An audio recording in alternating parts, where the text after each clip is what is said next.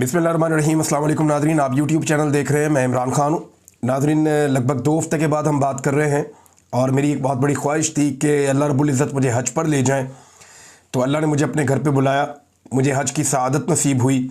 मैं कोशिश कर रहा था चंद सालों से, लेकिन पाकिस्तान के अंदर इस वक्त जो रजीम है उन्हें पता नहीं किस बात की ज़िद थी। पहले मुझे उठा के गायब कर दिया लंबे अरसे के लिए, मैं हज नहीं कर सका। अगले साल मुझे बहुत सारे लोग कहते रहे, बल्कि जब मैं कैद में था मुझे कहते थे आप चले जाएंगे, अगले साल हज पे चले जाइएगा। क्योंकि मैं बड़ी तकलीफ में था, वो कहते अगले साल चले जाना आप। अगले साल अदालती ऑर्डर भी लिया। मैंने गलती की, मैंने अदालत के ऊपर इन्हिसार किया, पाकिस्तान के सिस्टम के ऊपर इन्हिसार किया। मुझे लगा कि शायद इनको गैरत आ जाएगी, लेकिन मुझे जाने नहीं दिया। हालांकि ये पिछले साल भी मैं कर सकता था, पहले भी मैं अगर निकल जाता पाकिस्तान से, चला जाता किसी और मुल्क में बॉर्डर क्रॉस करके और वहाँ से हज पे चला जाता तो चला जाता, लेकिन मुझे नहीं जाने दिया गया। अल्लाह बड़ा बेनियाज है, अल्लाह बहुत बड़ा है, बहुत ताकतवर है। जब आप किसी चीज़ को ठान लेते हैं ना, तो फिर आप रब से जिद किया करें, आप मांगा करें अपने रब से। और मैंने अपने रब से मांगा, बार बार मांगा। मुझे लोगों ने ताने भी दिए थे, मुझे बड़ी तकलीफ हुई थी। यानी कई लोगों ने कहा कि जी इमरान रियाज से अल्लाह प्यार नहीं करता, इसलिए उसने उसको हज पे नहीं बुलाया। मुझे बड़ा, मेरा दिल दुखा था इस बात के ऊपर। अब वो सारे लोग सोचें और समझें इसको कि मैं एक पाकिस्तान के अंदर था, एक इस्लामी मुल्क के अंदर था जिसे इस्लामी रियासत कहते हैं। इस्लामी जमहूरिया पाकिस्तान ने मुझे हज पे नहीं जाने दिया। वहाँ मुझे रोका गया ISI की जानिब से, और पुलिस को इस्तेमाल किया। उन्होंने, पुलिस वाले हाथ जोड़ते थे, पाँव पकड़ते थे। लेकिन आप ये देखेंगे, इस्लामी रियासत की इंटेलिजेंस एजेंसी ISI ने मुझे हज नहीं करने दिया। लेकिन आज मैं एक ऐसे मुल्क में हूँ जो गैर मुस्लिम है। मैं यहाँ से बड़े आराम से उठता हूँ, जाके हज करके आ जाता हूँ। सऊदी अरब की हुकूमत का बहुत शुक्रिया। मुझे बहुत सारे हवालों से उनका शुक्रिया अदा करना है। उनकी बड़ी मेहरबानी, उनका बहुत शुक्रिया कि उन्होंने न सिर्फ मेरी हिफाजत की, बल्कि बाकी हाजियों की भी हिफाजत उनकी जिम्मेदारी है। क्योंकि जो भी हज पे आएगा, काबा के तवाफ़ के लिए आएगा, उसकी जिम्मेदारी वहाँ के मकामी लोगों पर है, और वो उसको अमान देंगे। क्योंकि हज हुर्मत वाले महीनों में है, और ये 4 महीने हैं जो नबी अकरम सल्लल्लाहु अलैहि वसल्लम ने हज्जतुल विदा के मौके पर बता दिए थे। 4 महीने, 3 एक साथ आते हैं, उनमें एक ये भी है हज का महीना। तो लोगों को अमान होती है, दुश्मन भी आएगा तो उसकी हिफाजत करेंगे। तो हमारे जो सऊदी अरब की हुकूमत है या वहाँ की जो इंतज़ामिया है, उन्होंने उस रवायत को पूरा किया है। मैं चीज़ें महसूस कर रहा था, मुझ तक मालूमात पहुँच भी रही थी, लेकिन इसके बावजूद जो मेरा रब, जिस पे मैं भरोसा करके गया था, जिस पे मैं तवक्कल करके गया था, वही मुझे हिफाजत के साथ लेकर गया, और उसी ने मेरी हिफाजत का बंदोबस्त भी किया। अल्लाह रब्बुल इज़्ज़त का बहुत शुक्रिया, अल्लाह की बड़ी मेहरबानी कि उसने मुझे हज की सआदत नसीब फरमाई है। मैं बहुत सारे और लोगों का शुक्रिया अदा करना चाहता हूँ। जो लोग मुझे ले गए हज पे साथ अपने ग्रुप में, उनका बहुत शुक्रिया। जो लोग मेरे साथ मौजूद थे हज में, जिन्होंने मेरी मदद की, मुझे समझाया चीज़ों के बारे में, उनका बहुत शुक्रिया। जिन्होंने मुझे अच्छी चीज़ें बताई, मेरे साथ इबादत में शामिल हुए, उनका बहुत शुक्रिया। मैं थोड़ा ज़ख्मी भी था, जिन लोगों ने मेरी मदद की, उनका बहुत शुक्रिया। तो मैं सबके नाम नहीं लेना चाहता, मैं जिनके नाम लूँगा उनके लिए मुसीबत हो जाती है, लेकिन वो तमाम लोग जो मेरे साथ मौजूद थे, मैं उन सबका शुक्रिया अदा करना चाहता हूँ। मैंने बहुत सारे नए दोस्त बनाए हैं और बड़े अनमोल दोस्त बनाए हैं। तो उन तमाम लोगों का बहुत शुक्रिया जिन्होंने मेरी मदद की इस पूरे प्रोसीजर में। पाकिस्तान के अंदर भी मौजूद है, पाकिस्तान के बाहर भी मौजूद है, यहाँ बरतानिया में भी मौजूद है और सऊदी अरब में भी मौजूद हैं। बहुत सारे ऐसे लोग जिन्होंने इस सारे अमल में मेरी मदद की है, वरना शायद चीज़ें इस तरह ना होती। मुझे बहुत सारे लोगों ने मना किया कि आप हज पे ना जाएं, प्रॉब्लम हो जाएगी। मैं अल्लाह रब्बुल इज़्ज़त पे भरोसा करके गया था, और अल्लाह ही इंसानों के दिलों में अच्छी बात डालता है, लिहाजा मैं खैर आफियत से वापस आ गया हूँ। बहुत सारी और ख़बरें मुझे आपके साथ शेयर करनी है, लेकिन इस वक्त की जो ब्रेकिंग न्यूज़ है, सबसे बड़ी न्यूज़ वो ये है कि ईरान के ऊपर इसराइल ने अटैक कर दिया है, और ये एक बड़ा खौफनाक हमला है। जो विजुअल्स अभी तक हमने देखे हैं उनमें तेहरान पे हमला हुआ है, दीगर कुछ साइट्स हैं उनके ऊपर हमला हुआ है, और ये मिसाइलों के साथ अटैक किया गया है। कुछ इतलात आ रही हैं कि इसमें जो इसराइली एयरफोर्स है उसने हिस्सा लिया है, और कुछ आ रही हैं कि इसराइल ने जो लॉन्ग रेंज मिसाइल हैं वो भी दागे हैं। अब इसके बारे में अमेरिका ने कहा जी उनको नहीं इसका कोई ताल्लुक। अमेरिका ने डिनाइल में चला गया कि जी इसराइल ने जो अटैक किया ईरान के ऊपर, हमारा इसमें ताल्लुक नहीं है, अब इसमें इन्वॉल्व नहीं है। लेकिन अमेरिका ने 24 घंटे के अंदर कुछ ऐसे इकदाम किए हैं, या ऐसी कोई स्टेटमेंट या चीज़ें सामने आई हैं जिनसे ये तासुर बन नहीं रहा। मिसाल के तौर पे इराक से अपना सफारती हमला बुला लेना, मिसाल के तौर पे बार बार डोनाल्ड ट्रंप का इसके बारे में बात करना, ईरान के बारे में, उनकी जौहरी सलाहियत के बारे में, और ये भी कहना कि हम करीब पहुंच गए हैं, फिर ये खदशे का इजहार भी करना कि इसराइल अटैक कर सकता है और इसराइल का अटैक कर देना। इन सारी चीज़ों को आप मिलाकर देखें तो इसराइल नॉर्मली जब भी कोई बड़ी एक्टिविटी करने जा रहा होता है तो वो अमेरिका को ज़रूर इन्फॉर्म करता है, क्योंकि वो नहीं चाहता कि उसकी किसी एक्टिविटी में अमेरिका को कोई नुकसान हो जाए। तो अमेरिका को वो पहले बता देते हैं कि आपके बंदे हैं तो आप निकाल लें। लिहाजा अमेरिका का ये कहना कि वो इसमें इन्वॉल्व नहीं है, ये एक स्टेटमेंट तो हो सकता है जिसके ऊपर कोई बिलीव नहीं करेगा। यानी इसराइल जैसा छोटा सा मुल्क, एक कमज़ोर मुल्क, छोटा मुल्क है, आबादी भी थोड़ी सी है, वो इतने बड़े बड़े मुल्कों के साथ लड़ाई नहीं कर सकता जब तक कि उसकी पुश्त के ऊपर कोई ताकतवर हाथ ना हो।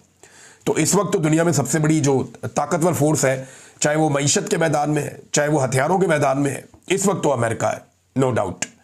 तो अमेरिका अगर इसराइल के पीछे है तो फिर वो दिलेरी के साथ अटैक कर भी सकता है। बहरहाल इसमें अब इसराइल ने अटैक किया है, और जो इतलात इसराइल से आ रही हैं उनके हवाले से और जो ईरान के हवाले से मैं कुछ आपके साथ शेयर कर देता हूँ। इसमें इसराइल की जो गवर्नमेंट है वो ये कह रही है कि ये अटैक अभी हम जारी रखेंगे और ये चंद हफ्तों तक लड़ाई चल सकती है। एक तो उनका ये स्टेटमेंट आया। दूसरी जानिब कुछ मनाज़िर देखे गए हैं कि ईरान के अंदर मुख्तलिफ जगहों पे वक्फे वक्फे के साथ मिसाइल गिर रहे थे।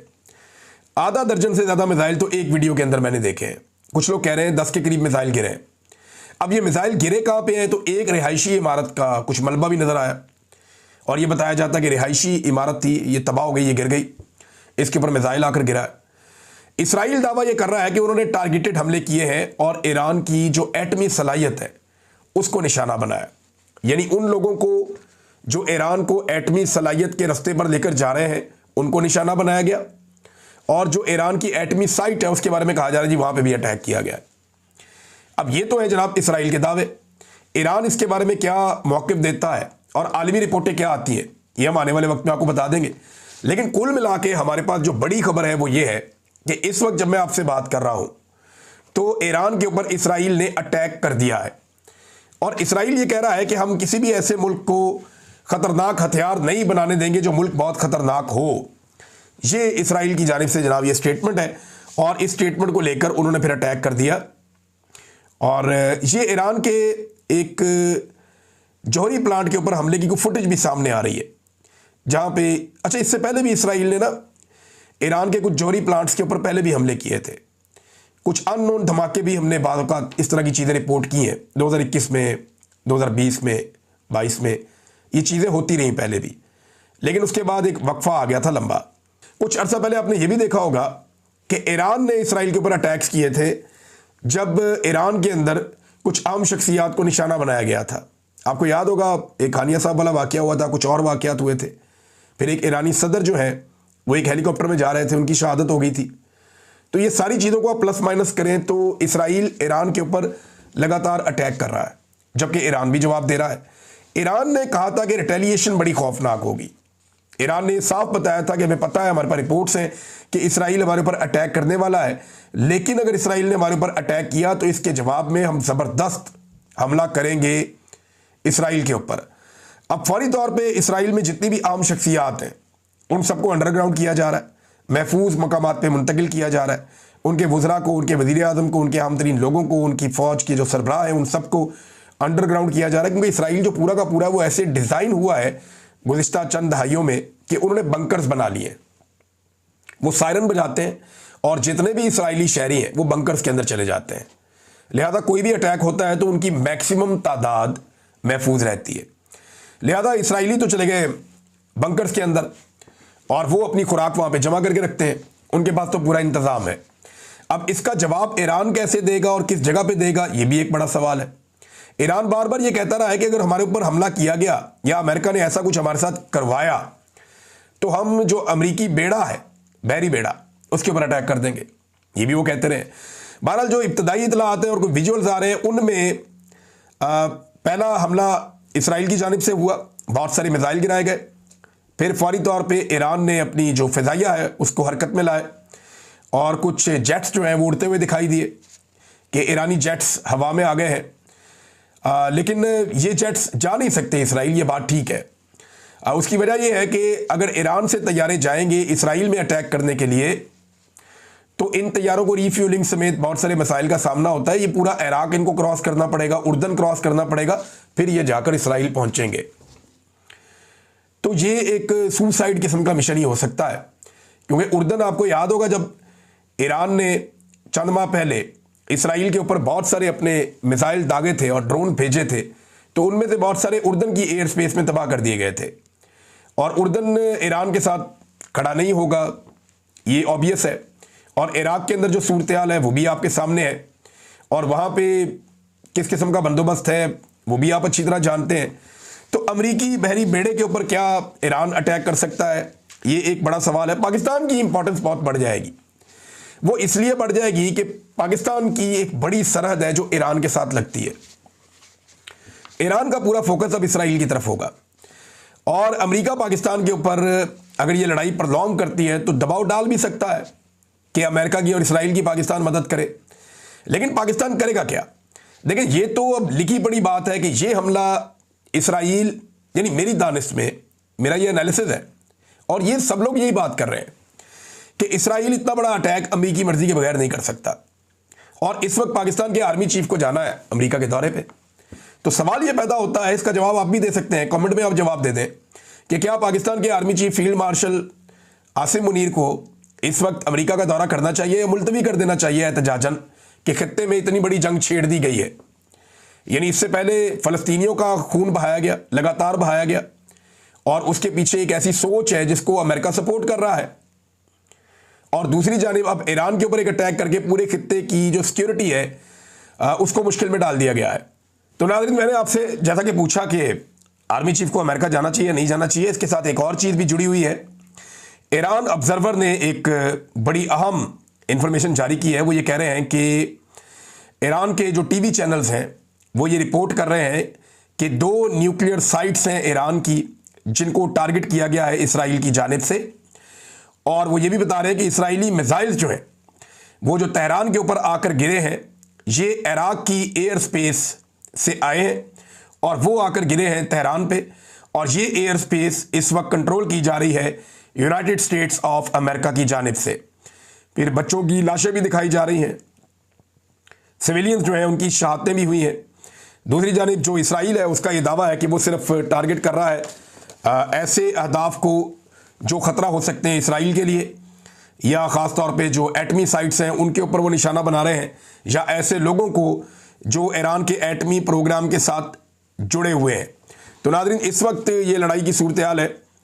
देखते हैं कि इसका नतीजा क्या निकलता है, पाकिस्तान इसके अंदर क्या मौक़िफ़ लेता है, और पाकिस्तान इस लड़ाई में किसके साथ खड़ा होता है, या पाकिस्तान अपने आप को न्यूट्रल रखेगा। क्योंकि यमन और जो सऊदी अरब के दरमियान मामला हुआ था, पाकिस्तान उसमें न्यूट्रल हो गया था। इसी तरह जो रूस और यूक्रेन का मामला हुआ था, इमरान खान ने न्यूट्रल होने का फैसला किया था, लेकिन फिर इमरान खान साहब की हुकूमत को गिराकर पाकिस्तान ने बाकायदा सप्लाई की यूक्रेन को हथियारों की, और उन हथियारों को इस्तेमाल किया गया रूस के खिलाफ। तो वहाँ सिचुएशन कुछ और थी। अब ये वाले मामले में पाकिस्तान क्या करता है, आर्मी चीफ का दौरा बड़ा इंपॉर्टेंट हो जाएगा इसके बारे में। तो हम इसके ऊपर नज़र रखेंगे, चीज़ें मैं आपके साथ शेयर करता रहूँगा। लेकिन अब मैं आपको कुछ चीज़ें और बताता हूँ। कुछ रिपोर्ट्स के मुताबिक जो है वो नेतन्याहू ने ताउन पर ट्रंप का शुक्रिया भी अदा किया है। टाइम्स ऑफ इसराइल की खबर ये है, जबकि वाइट हाउस ने कहा जी कि हमारा तो इन हमलों में किरदार ही कोई नहीं। वो अमेरिका कोई और बात कर रहा है, इसराइल कोई और बात कर रहा है, और ये चलता ऐसे ही है।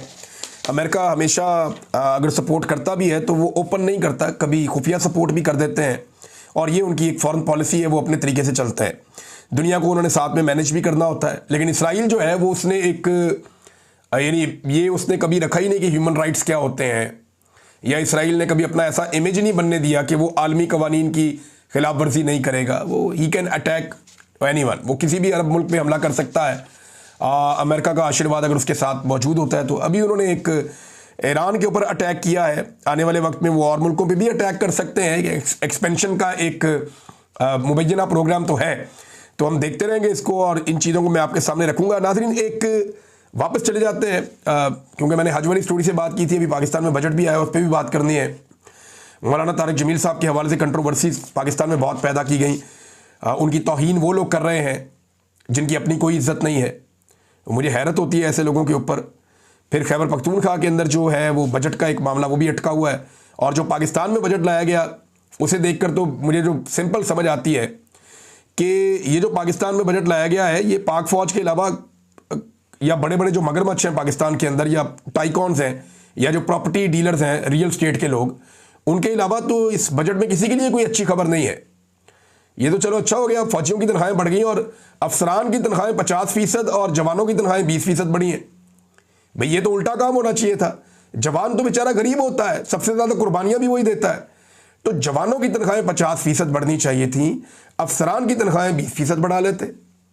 तो अफसरान की ज़्यादा बढ़ा ली जो पहले ही बहुत ज़्यादा हाई क्लास ज़िंदगी गुजारते हैं, बड़े आराम से वो एक बटन दबाते हैं और टी ब्रेक आ जाती है, बेहतरीन खाने आ जाते हैं, उनके बच्चों की तालीम का, हेल्थ का, बाकी चीज़ों का बड़ी अच्छी फैसिलिटीज़ हैं, रिटायरमेंट पे भी उनको प्रॉपर्टी मिल जाती है। तो अफसरान के लिए ज़्यादा बड़ा दिल रखा गया है हुकूमत की जानिब से, जबकि जो जवान हैं उनके लिए दिल छोटा किया गया है, जिनकी जानें जाती हैं, जो मुश्किल ज़िंदगी गुजारते हैं, जिनके पास वसाइल भी ज़्यादा नहीं होते। तो ये चले फ़ौज के लिए तो अच्छी खबर है और किसी के लिए नहीं अच्छी खबर। इस पूरे बजट के अंदर बेड़ा ही गर्क किस्म का बजट है और अंदाज़ा करें किसी सवाल का जवाब इस हुकूमत के पास नहीं है। और ये हुकूमत जानती है सवाल देने की ज़रूरत क्या है जवाब देने की। जवाब तो वो लोग देते हैं ना जो आवाम के वोटों से इक़्तिदार में आए हो। जो वोटों से इक़्तिदार में आए ही नहीं है उन्होंने जवाब क्या देना है। तो खैबर पख्तूनख्वा के बजट पे भी हम बात करेंगे, ये वाले बजट पे भी, जो वफाकी हुकूमत का बजट है, इसकी तफसीलात मैं आपके सामने लेकर आऊँगा। बहुत सारी चीज़ें मैं आपके सामने रखूँगा। गरीब आदमी के लिए इस पर कुछ भी नहीं है। इंडिया में एक तैयारा तबाह हुआ, वो बहुत बड़ी खबर है, बड़ा अफसोसनाक वाक़या है। इसके ऊपर भी कुछ लोग खुश हो रहे थे। यानी ऐसे पागल लोगों को हुकूमत में लाकर बिठाया गया है कि उनके टाउट्स वो इसके ऊपर भी खुश हो रहे हैं कि इंडिया का मुसाफिर तैयारा गिर गया। भाई उसके अंदर मासूम शहरी थे, वो 240 के करीब लोग थे, उनकी जानें चली गई हैं। उनमें तमाम मज़ाहिब के और नेशनैलिटीज़ के लोग थे। उनका किसी लड़ाई से क्या ताल्लुक है भाई।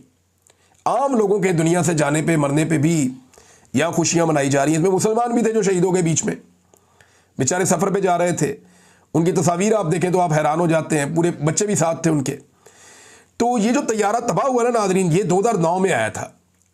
ये पहली मरतबा इसने परवाज़ बढ़ी थी। ये बोइंग का तैयारा है, दुनिया की जो टॉप की सबसे बड़ी एक कंपनी है ना जो तैयारे बनाती है, कमर्शियल तैयारे, उनमें ये बोइंग कंपनी नंबर 1 पे है। फिर और बहुत सारी हैं, अमेरिका की और कंपनीज़ हैं, कुछ फ्रांस की कंपनीज़ हैं, दुनिया के दीगर ममालिक के अंदर जर्मन कंपनी है, ये तैयारे बनाते हैं। चाइना भी, बहुत सारी कंपनियां तैयारे बनाती हैं, लेकिन बोइंग दुनिया में नंबर 1 है। तो इनका जो ये वाला तैयारा ना 787, ये कभी भी नहीं गिरा। इसे ड्रीम लाइनर कहते हैं। ये कभी नहीं गिरा, आज तक ये क्रैश नहीं हुआ। इसका ये पहला हादसा हुआ है। पायलट भी कोई कमज़ोर नहीं था, मौसम भी बिल्कुल ठीक था, विजिबिलिटी भी 6 किलोमीटर तक थी, बहुत अच्छी थी, हवा भी तेज़ नहीं चल रही थी। तो कोई टेक्निकल रीज़न हुआ, क्या हुआ, अभी ब्लैक बॉक्स मिल गया है तैयारे का। हमें विद इन 24 आवर या इसके बाद मज़ीद इंफॉर्मेशन मिलेगी तो पता चलेगा कि ये एयर इंडिया का तैयारा गिरा क्यों है। और बज़ाहिर ऐसा लगता है कि कोई पुरअसरार वजह है। ये ऐसा हो नहीं सकता कि 8200 घंटे उस पायलट ने जहाज़ चलाया हुआ, बड़ा तजुर्बाकार है, सारी चीज़ें जो हैं वो बिल्कुल ठीक चल रही हैं, तैयारे का रिकॉर्ड भी बहुत अच्छा है। फिर अचानक से एक तैयारे का पुरअसरार तौर पे उड़ते ही फौरी तौर पे गिर जाना हॉस्टल के ऊपर जाके। अब तक जो इतलात आ रही हैं 294 लोग इसमें मारे गए हैं। 240 के करीब जहाज़ के अंदर थे, बाकी जिस हॉस्टल के ऊपर जाकर ये गिरा है वहाँ भी नुकसान हुआ। तो अब इसकी जो मज़ीद तफसीलात आएंगी आपके साथ हम शेयर करेंगे, लेकिन ये एक बड़ा अनफॉर्चुनेट क्रैश है। इसमें एक चीज़ हमने देखी कि नवाज शरीफ साहब को बड़े लंबे अरसे के बाद नरेंद्र मोदी का नाम याद आ गया। मोदी का नाम नहीं ले रहे थे मियाँ साहब, पूरी जंग में नहीं लिया, शर्माते रहे हमेशा, मोदी का नाम नहीं लूँगा, जो मर्ज़ी कर लो मोदी का नाम नहीं लूँगा। लेकिन इंडियन तैयारा, बदकिस्मत तैयारा जब तबाह हुआ तो मियाँ साहब वैसे भी अफसोस का इजहार कर सकते थे, लेकिन स्पेसिफिकली और स्पेशली मियाँ साहब ने उसके अंदर नरेंद्र मोदी का नाम डाला अपनी ट्वीट में। जब मोदी पाकिस्तान में बम मार रहा था तब नाम नहीं डाला, जब मिसाइल फेंक रहा था तब नाम नहीं डाला, जब मसाजिद को तबाह कर रहा था तब नाम नहीं डाला, जब कुरान पाक को शहीद कर रहा था तब नाम नहीं डाला, जब आम पाकिस्तानियों की जानें ले रहा था तब नवाज शरीफ ने मोदी का नाम नहीं डाला, बोला ही नहीं, ना भारत को ना मोदी को। और अब जब एक तैयारा गिरा भारत का तो अफसोस तो हम भी कर रहे हैं, सब कर रहे हैं, लेकिन मोदी के साथ जाकर खड़े हो गए नवाज शरीफ साहब दोबारा दुख की इस घड़ी में। तो मियाँ साहब ने मोदी का नाम लिया भी तो कैसे और कब, यहां से आपको अंदाजा हो जाना चाहिए कि इस आदमी का ताल्लुक किसके साथ ज्यादा है। बस इतना मैं कहूंगा, इससे ज़्यादा मैं कहना नहीं चाहता। कुछ और खबरें हैं लेकिन शेयर करूंगा आपके साथ अगले वीलॉग में, टाइम काफ़ी ज़्यादा हो गया। और ये जो ईरान की और इसराइल की एक नई जंग का आगाज़ हुआ है, इसमें बहुत बड़ी बड़ी खबरें हैं, इनके बारे में बात करेंगे। पाकिस्तानियों ने एहतजाज का ऐलान किया हुआ है कि आसिम मुनीर साहब अगर पहुंचते हैं अमेरिका तो हम एहतजाज करेंगे, तगड़ा एहतजाज करेंगे। तो वो देखते हैं कि पाकिस्तानी वहाँ क्या करते हैं और वो पॉलिसी क्या चल रही है, और पाकिस्तान तहरीक इंसाफ जो है वो इसके ऊपर डिवाइडेड क्यों है, बात करेंगे नेक्स्ट वीलॉग में। अब तक के लिए इतने, अपना ख्याल रखिएगा, अपने चैनल का भी। अल्लाह हाफ़िज़।